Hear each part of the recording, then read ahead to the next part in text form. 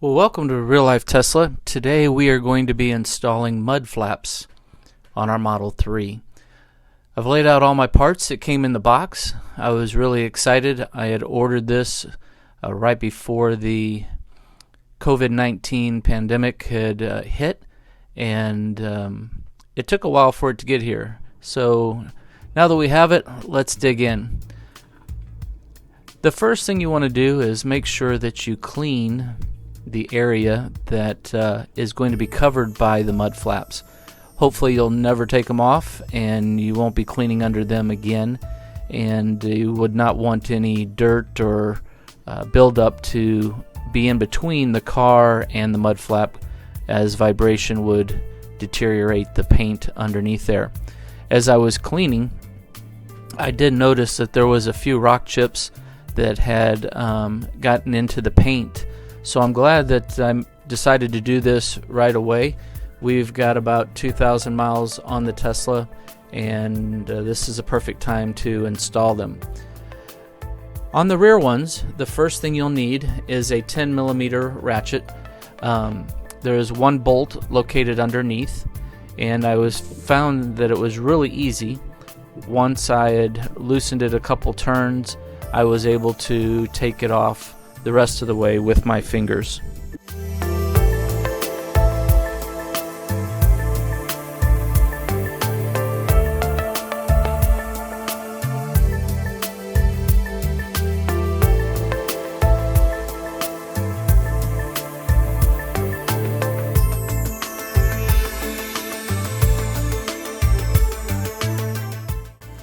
So some of the parts that you're going to need to put on the rear one is your ratchet.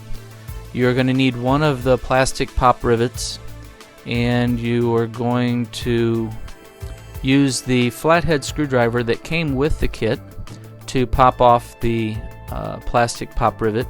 They're shorter than the ones that will replace them, which is why you cannot reuse them. So one of the easier ways that I found to set this up was to put in the 10mm bolt about halfway. That kind of held it in place so that I would then be able to put in the pop rivet.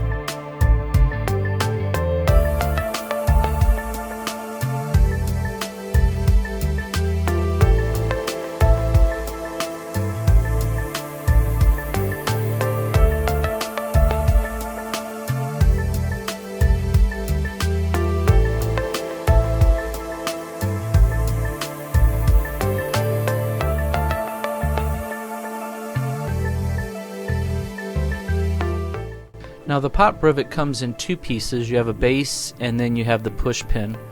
And the reason why I suggested only putting the 10mm bolt in halfway is that you need to really make sure that you line up your hole before you put in the base. I did not do so, and therefore I broke the base of the pop rivet, and time to get a new one.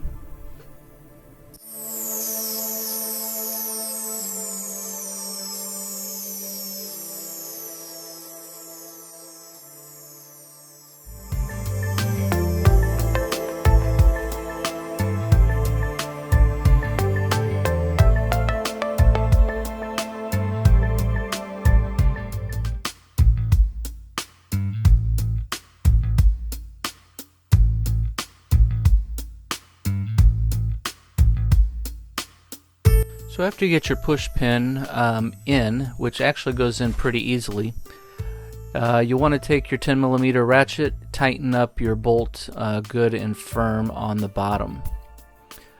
Once you get that completed, you are then going to need to pull the lip of the mud flap over the edge of the wheel well.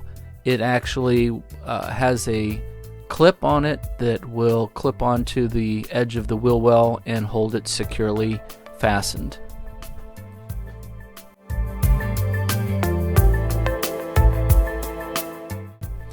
Now, as you look at the finished product, you see that the white looks absolutely beautiful against the car.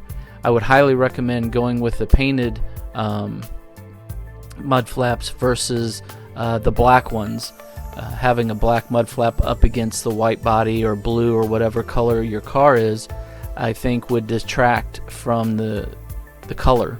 So my recommendation is the color. Now let's dig in and do the front one. It's a little bit more complicated.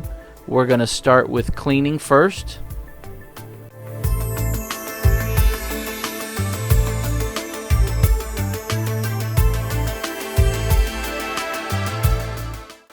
We then need to remove the push pins.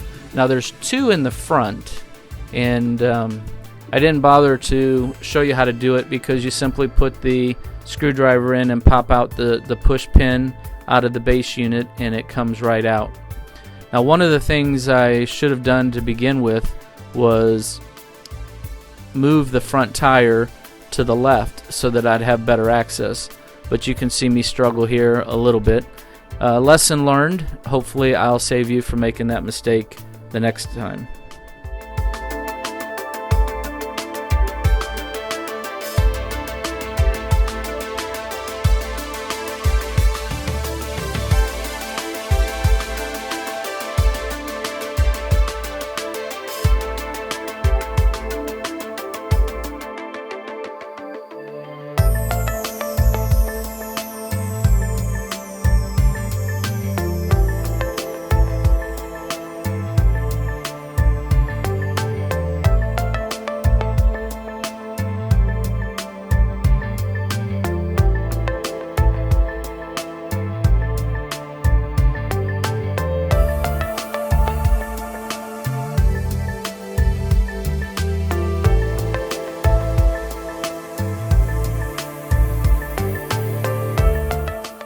So now that I've fixed that, I've moved the tire, I have much easier access. You're going to want to use a drill to drill through the plastic. They give you a Phillips screwdriver and self-tapping screws, but I wanted to make sure that I lined it up properly in place and I didn't have to battle with it. It was hard enough even after drilling to get the self-tapping screw to get started. I had to revert to a larger screwdriver than the one that they gave me, but after a little bit of struggles in lining up the holes properly, it went in. One of the drawbacks to this wheel well liner that is in there is it's not stable, and you can press on it and it moves. So even though you screw in the mud flap into that liner for the wheel well, because it is not stable, it does not pull it real tight, and you will have a little bit of a gap there on the top, which I'll show you here in a picture in just a second.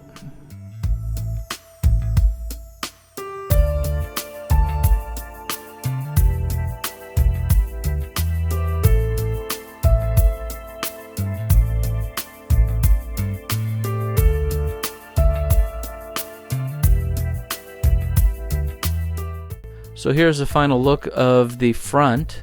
They're kind of low profile, but they do the job.